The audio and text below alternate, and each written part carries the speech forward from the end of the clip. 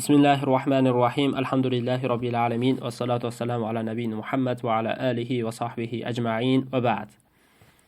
Xo'p, Alloh subhanahu va taolodan yordam so'rab, Sha'bon oyi haqidagi 31 foyda degan kichkina bir kitobchamizdan darsimizni davom ettiramiz. Bu kitobchani kim yozganligini aytdik.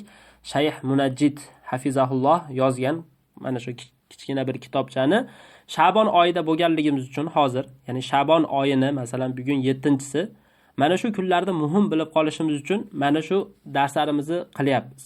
Alloh taolo o'zi hammamizga foydali ilm bersin inshaalloh. Ya'ni demak Ramazonga oz qoldi.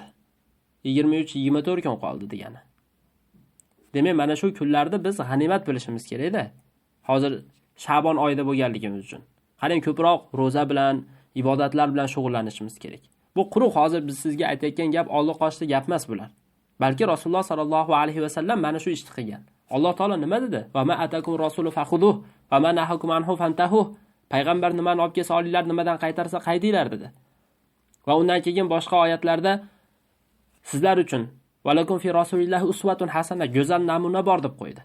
Allohning rasulida, ya'ni Rasululloh sallallohu alayhi va sallamda haqiqatda bir go'zal namuna bor. Ergashadigan bo'lsak, bemalol qo'hme ergashamizda. Ya'ni bu kishi Rasululloh sallallohu alayhi va sallam Allohning huzuridan kelgan haq payg'ambar ekanligiga alhamdulillah iymon keltirganmiz. Endi mana shu iymonimizni biz amal bilan tasdiqlab qo'yishimiz kerak. Va yana bilingki, biz oxiratga qarab ketyapmiz. Alloh taolo o'zi oxiratimizni inshaalloh obod qilsin. Oxiratga qarab ketyapmiz, kunimiz o'tyapti. Demak biz kunimizni g'animat bilib qolishimiz kerak. Masalan, inson kunlardan tashkil topgan. Har bitta kuni ketyaptimi? Bo'ldi, u inson kemirilib tugayapti degani. Demak, inson ana shu kunlarni g'animat bilib qolish kerak. Qur'on o'qish kerak, sadaqalar qilish kerak, odamlarga yordam berish kerak, birlashishga harakat qilish kerak. Odamlarda hech bo'lmasa yomonlamaydigan bo'lsa ham inson timmi zikrlarda shug'ullanish kerak. Ya'ni odamlarni yomonlamaslik kerak, tilini tiyib yurish kerak. Mana shu hamma narsa bu yaxshilikka buyurilgan narsalardan. Va mana shu bizga hozir kerak bo'lgan mavzuyimiz Sha'bon oyida bo'lganligimiz uchun mana shu oyda kunlarni biz muhim deb bilishimiz kerak. Mana bugun 7-kun. Oz qolyapti mana Ramazonga. Demak, mana shu kunlarda muhim deb turib bilishimiz kerak. Xo'p, demak mana shu kitob o'zi aslida 31 foyda ekan. 31 ta foydani aytib chiqamiz ekan. Demak, hozir biz 4-foydaga kelibmiz. 4-foydadan asta-sekin tanishib ketamiz. Xo'p, Rasululloh sallallohu alayhi va sallam ikkita ketma-ket bo'lgan bir oylarda roza tutmagan ekan, illo Sha'bon va Ramazon oylarida roza tutgan. Rasululloh sallallohu alayhi va sallam Sha'bon oyini ko'pida roza tutardi. Ya'ni ko'pini biz tushuntirdik. Aksar bor va g'olib bor. Ya'ni ko'p degani masalan hozir 30 kun bo'ladigan bo'lsa, 20-25 kun roza bo'lardi demoqchi Rasululloh. Xo'p, yana Ramazonga shunday ulanib ketardi. Bunga mana Imom Buxoriy va Imom Muslim rivoyat qilgan bir rivoyatda keladiki, yo'q, bu Termiziy rivoyatida kelar ekan, Ummul Mu'minin Ummu Salama onamiz, mu'minlarning onasi Ummu Salama radhiyallohu anha aytib beradilarki, "Mara'aytun Nabiy sallallohu alayhi va sallam yasumu shahrayn mutatabi'ayn illa Sha'ban va Ramazon." Men payg'ambarimiz sallallohu alayhi va sallamda ikkita ketma-ket bo'lgan, ya'ni ulab turib ikkita oyda roza tutganligini ko'rmaganman. Illo Sha'bon va Ramazonda ketma-ket ulab roza tutganligini ko'rganman deb aytayapti. Demak, mana shu oylarga ko'proq Rasululloh sallallohu alayhi va sallam e'tibor berar ekan. O'zi Ramazon oyiga unisidan ham e'tibor beradi, chunki Allohning buyrug'i u. Lekin mana shu oygachi, ya'ni Sha'bon oyiga Rasululloh shunda ham e'tibor berar ekan. Xo'p, bu 4-foyda. Demak, ikkala oyga ko'proq Rasululloh rozalarni bir-biriga ulashga harakat qilardi. 5-foyda yafulun nasu an siyami shahri Sha'ban. Sha'bon oyini rozasini tutishdan odamlar g'aflatda qoladi. Nima uchun? Ko'pchilik mana shu Sha'bon oyini rozasini tutmaydi. Ko'pchilik odamlarda bor. Nima uchun deyilsa, li'annahu masbuqun bi shahri harom, bi shahrin haromin deyapti. Ya'ni harom oydan keyin kelganligi uchun odamlar ko'proq g'aflatda qoladi. Harom oydan keyin kelganligi uchun deganimiz mana Rajab oyi u harom oylardan hisoblanadi. Ashhurul hurum deb aytiladi. Ya'ni jang qilishlik harom degani. Xo'p, mana shu oydan keyin kelganligi uchun ham mana shu Sha'bon oyida ko'pchilik nima qiladi? Ya'ni ibodatlarini, ko'p narsani, ro'zalarni tashab qo'yadi, lekin Rajabda ko'p haligi yolg'on rivoyatlar bo'lgan ana shu kunlarga e'tibor beraveradi. Unaqa qilmaslik kerak ekan. Demak, nima qilish kerak ekan? Mana shu Sha'bon oyiga ko'proq e'tibor berish kerak. Endi mana aytayaptiki vasiyamul ashhurul hurum fil jumla mustahab. Endi mana shu ashhurul hurum, ya'ni harom oylarida umumiy suratda roza tutishlik mustahab hisoblanadi. Masalan, Rajab ashhurul hurum, boshqa ashhurul hurum, ya'ni harom oylar bor. Ana shu oylarda roza tutish mustahab, yaxshi. Lekin inson mana shu Rajab oyida roza tutsa tutaversin, aytamiz. Lekin Rajab oyining fazilati bor deb turib e'tiqod qilmasin. Duna i'tiqodin fadilatin maxsusatin li Rajab. Rajabga maxsus bo'lgan bir fazilati bor deb turib e'tiqod qilmasdan tutsin.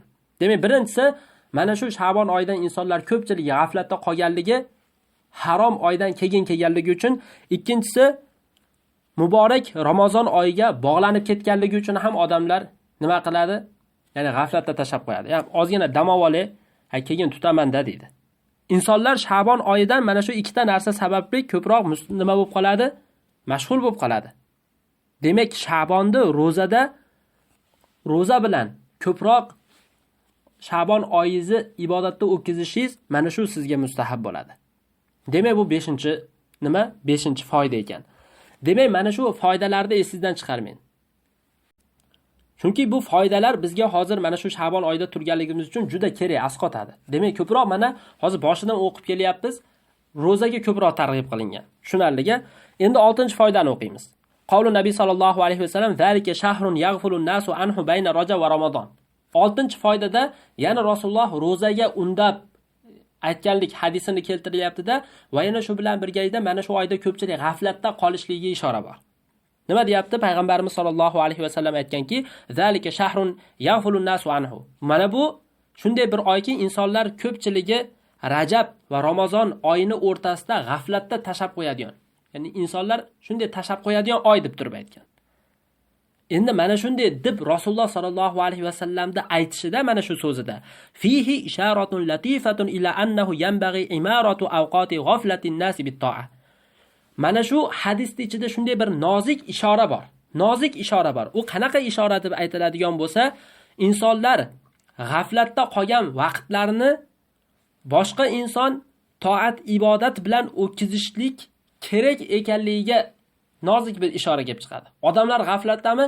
Ana shu g'aflat vaqtini bir yaxshiroq ushlab qolish kerak degan bir narsa bor. Va anna zalika mimma yuhibbuhulloh va yardoh. Chunki bu g'aflat vaqti hamma odam masalan uxlab yotadi ertalablari ham. Turib namoz o'qilish mana shu paytda maqtalinganda. Eng afzal namoz nima deyilgan? Farz namozdan keyin tahajjud namozlari. Ya'ni kechki namoz deb aytiladi. Nimaga desa, chunki Alloh taolo yaxshi ko'radi. Alloh rozi bo'ladi. Shuning uchun ham ko'p salaflar mana valiza kana ba'du salaf yastahibuna tatawwa bayna al-maghrib wal isha. Ba'zi salaflar shom bilan Futon namozini o'rtasida nafil ibodatlar bilan shug'ullanishni yaxshi ko'rgan, mustahab deb turib aytganlar. Va yana aytishganki, chunki bu hiya sa'atu g'afla, g'aflat payti, ko'pchilik insonlar g'aflatda qoladi bu paytda degan. Va hamda shu bilan birgalikda kechani oxiri 3-qismi. Ya'ni kecha 3 qismga bo'lsak, oxirgi qismlari. Bomdoddan 2 soat, 3 soat oldin degani. Xo'p, ana shu paytlarda kechada qoyim bo'lish, ya'ni qiyamul layl, tahajjud namozi afzal bo'ladi. Nima uchun? Chunki insonlar ko'pchiligi mana shu paytda zikrdan, tahajjud namozlaridan g'aflatda qolganligi uchun. Va hamda payg'ambarimiz sollallohu alayhi vasallam hadislarda ham aytdi, qarang. Aqrabu ma yakunu robbu minal abdi fi jawfil laylil akhir. Fa in istata'ta an takuna mimman yadhkurulloha fi tilka sa'ati fakun. Payg'ambarimiz sollallohu alayhi vasallam aytdiki, Alloh taolo bandaga eng yaqin bo'lgan vaqt bu kechki vaqt bo'ladi dedi. Fi jawfil layl. Ya'ni fi jawfil laylil akhir, oxirgi kechki payt. Kechki paytda ham oxirgisi. Tushunarliga u bomdodga yaqinroq bo'lgan, ya'ni yarim kechadan keyingisi ekan. Hadisning davomida Rasululloh aytdiki, agar dedi, mana shu soatda, mana shu vaqtda Allohni zikr qiladigan kishilardan bo'lishga qodir bo'ladigan bo'lsang, mana shunday kishilardan bo'lib qolgan deb turib Rasululloh sallallohu alayhi vasallam mana Termiziy va Nasoiy rivoyat qilgan, mana shu rivoyatda shunday deb targ'ib qilib ketdi. Demak, shunday bo'lishlikka harakat qilishimiz kerak-da. Odamlar g'aflatda qolyaptimi hozir Sha'bon oyida? Demak, siz bilan biz ro'zada o'tkazishimiz kerak. Boshqa ibodatlarni ham qilishimiz kerak. Waliza yustahabu zikrullohi ta'ala fil amakin allati yakthuru fiha al-lagwu wal-laghat. Shuning uchun ham qarang, mana g'aflat vaqtiga yana ishora qilib aytayapti. Bu hozir har bitta aytayotganimiz sizga foyda. Men o'zimga ham foyda bu. Nima deyapti? Shuning uchun lag'u va bema'ni so'zlar ko'p bo'ladigan joylarda Alloh taoloni zikr qilish mustahab bo'ladi. Zikr qiluvchilar oz bo'lgan yerlarda Allohni ko'proq zikr qilish mustahab bo'ladi. Xuddi masalan bozorlarda yoki masalan lag'u majlislari bo'ladi.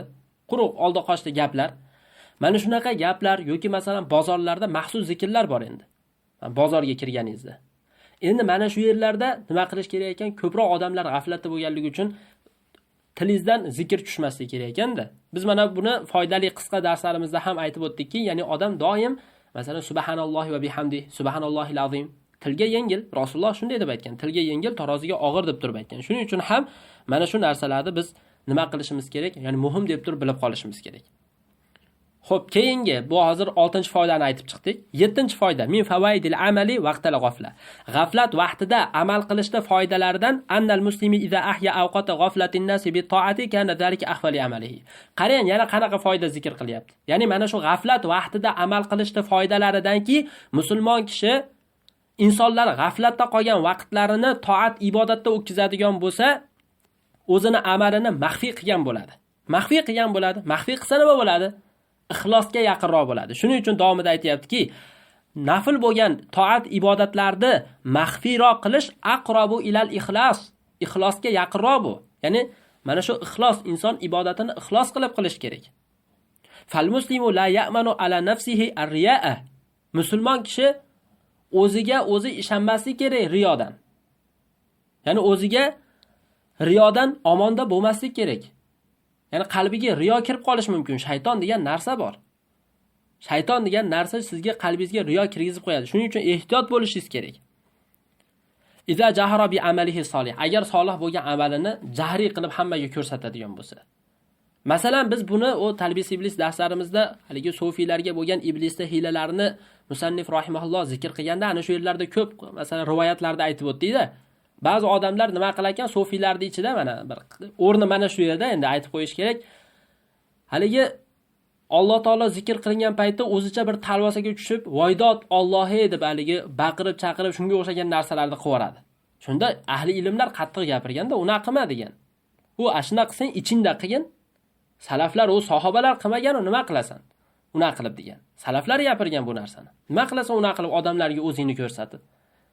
Agar rostgo'y bo'lsang ham o'zingni ko'rsatgan bo'lasan. Yolg'onchi bo'lsang o'zi qalbingda nifoq bo'ladi degan. Ya'ni odam o'zini ko'rsatgan bo'ladi degani u nima? Ana shu riyoda qilib qo'yayotgan bo'ladi-da. Shuning uchun ham inson imkon qadar unga o'xshagan holatlarni ya'ni chiqarib olmaslik kerak. Masalan, ko'rasiz ba'zi odamlar ma'ruza eshitayotganda tiqillab o'tiradi, qilib o'tiradi yoki bo'lmasa subhanalloh ovozini chiqarib baland qilib aytadi-da. Bo'pti, ayt, lekin uni ichingda ayt yoki shunga o'xshagan holatda ayt. Odamlarga o'zingni ko'rsatma deb turib aytishlik kerak bo'ladi. Ya'ni hozir bu yerdagi foyda o'z-o'zidan 7-foyda o'z-o'zidan nima qilish kerak ekan? Amalda maxfiy qilishga urinish kerak. Mana shunga ham ishora bor. Xo'p, 8-foyda siyamu shahri Sha'ban afdal min siyami shahri ashhuril hurum. Sha'ban oyida roza tutishlik harom oylarda roza tutishdan ko'ra afzal. Demak, hozir Sha'ban oyidamiz. Mana shu oyda rozasi o boshqa oylardagi harom, ashhurul hurumda mana roza tutishni mustahab deb turib aytyapmiz. Sunnat. Lekin ana shu oylarda roza tutishdan ko'ra mana shu hozirgi vaqtda roza tutib qolishimiz yana ham nima ekan? Afzal ekan. Nima uchun deb aytiladigan bo'lsa, chunki Sha'ban oyi Ramazon oyi bilan birgalikda xuddiki farz namozlari bilan birgalikdagi ravotib sunnatlariga o'xshab ketadi bu degan. Ya'ni masalan, mana bomdod namozidan oldin 2 rakat sunnat bor. Yoki mana peshin namozda oldin 4 rakat, keyin 2 rakat sunnat bor. Shom namozidan keyin sunnat bor masalan. Ya'ni xuddi mana shu har bitta farzning oldida bu sunnatlar nima uchun qilingan deb aytadigan bo'lsangiz, ulamolar aytadiki, ya'ni farzdagi noqislikni mana shu nafl ibodatlar to'ldirib ketadi. To'ldirib ketadi-da. Shuning uchun ham mana shu narsalar Alloh subhanahu va taolo tarafidan bizga ne'mat mana shu nafl ibodatlar. U inson albatta inson bo'lganligi uchun qilayotgan ibodatlarda har bittasida bir noqislik bo'ladi. Har bittasida. Endi mana shu noqislik bo'lganligi uchun mana farz ibodatlari haqida aytilgan mana hadislarda keladi. Birinchi hisob-kitob qilinadigan narsa nima? Namoz bo'ladi. Demak, namoz bo'lgandan keyin namozda noqislik bo'ladi.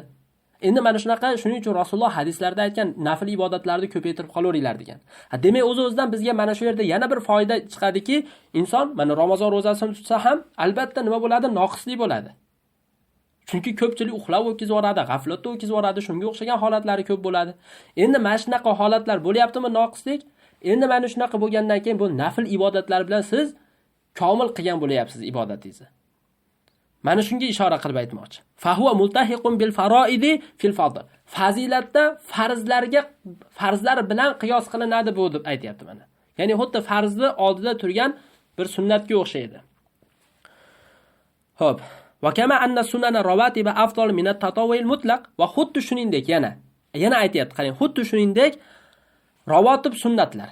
Ya'ni hozir rawatib sunnat deganda nimani tushunamiz biz? Mana shu namoz farz ibodatlari bilan birga o'qishimiz kerak bo'lgan muayyan sunnatlar. Bomdoddan oldingi 2 rakat sunnat bor, peshinda sunnat bor deyapmiz mana, shomdan keyin sunnat bor, iftordan keyin sunnat bor. Ana shu sunnatlarda rawatib sunnat deb aytiladi. Ya'ni xullas rawatib sunnatlar mutlaq nafl namoz o'qishdan ko'ra afzal hisoblanadi. Tushunarli-ya? Bu rawatib sunnat siz shunday kelib qancha nafl namoz o'qing, lekin undan ko'ra ana shu rawatib sunnat afzal bo'lib turaveradi. Fakazalika siyamu ma qabla Ramazon va ba'dahu afdalu min siyami ma ba'da minhu. Va yana xuddi shuningdek deb ishora qilyapti. Hozir mana namozlarda rawatiblari xuddi nima ekan? Namozning rawatibi afzal ekan.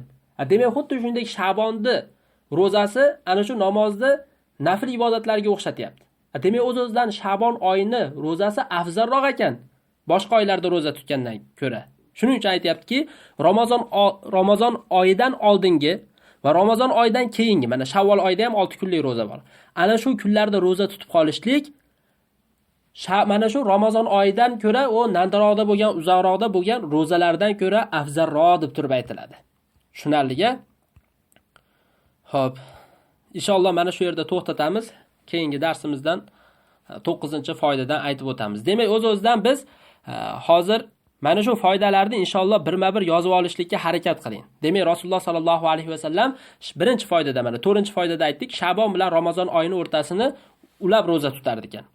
Ikkinchi, ya'ni 5-foydada Sha'bon oyini ro'zasida insonlar ko'pchilik g'aflatda qolishini aytdik. 6-foydada insonlar Rajab va Sha'bon oyida g'aflatda qolishligini sabablarini aytdik. Tushunarliga, bunda ya'ni insonlar mana shu g'aflat paytida bo'lganligi uchun ko'proq ibodat qilib qolishlikka ishoralar bor ekanligini tushuntirdik. Va 7-sida g'aflat paytida o'zi amal qilib qolishlik, mana shu inson amalini ya'ni nima qilishlikka, ixlos bilan qilishlikka yana ham undash bor. Xo'p, 8-foydada Sha'bon oyining ro'zasi boshqa oylarda ro'za tutishdan ko'ra afzal hisoblanadi. Tushunarliga, xuddi bu namozda nimalarga o'xshatdi? Ravotib bo'lgan, ya'ni sunnatlarga o'xshatdi. Vallohu alam. Subhanakallohumma va bihamdika la ilaha illa anta astag'firuka va atubu ilayk.